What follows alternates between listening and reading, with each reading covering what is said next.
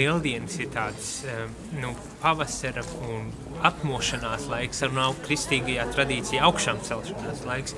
Tad es arī vēlos novēlēt, lai tiešām tā būtu tāda garīga atjaunošanās, augšām celšanās un lai tas dāvātu prieku un piepildījumu. Ko lai es saku Lieldienās?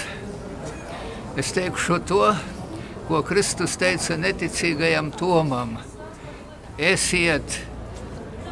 Neesiet neticīgi, bet ticīgi, un lai Dievs jūs svētī. Priecīgus svētkus! Es novēlu jums visiem Latvijas iedzīvotājiem, lai šīs dienas mēs mācītos, ko nozīmē būt žēlsirdīgiem, atvērti visiem cilvēkiem un radīt viņam Dieva mīlestību, kas ir mūsu sirdīs. Paldies jums visiem! Es novēlu ikvienam atvērties uz augšām celšanās spēku, ko mums dāvā Dievs. Priecīgus jums Kristus augšām celšanās svētkus. Priecīgas Lieldienas! Es novēlu visiem piedzīvot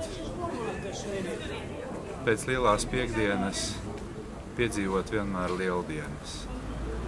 Lai nekad nedomājam, ka lielā piekdiena mūsu dzīvē ir centrālais notikums, bet lai vienmēr apzināmies un ticam, ka galvenais ir Lieldienas, Kristus augšām celšanās svētki. Novēlu visiem priecīgus Kristus augšām celšanās svētkus un aicinu nāciet mācīties uz Rīgas Katoļu ģimnāziju, nāciet studēt uz Rīgas garīgo semināru, nāciet studēt RARSI, Rīgas augstāko reliģiju zinātņu institūtu. Un tie, kuri negrib ne mācīties, ne studēt, mēs zinām, ka mēs vienmēr varam arvien tuvoties vairāk Jēzum un iepazīt viņu ar sirdi un dvēseli.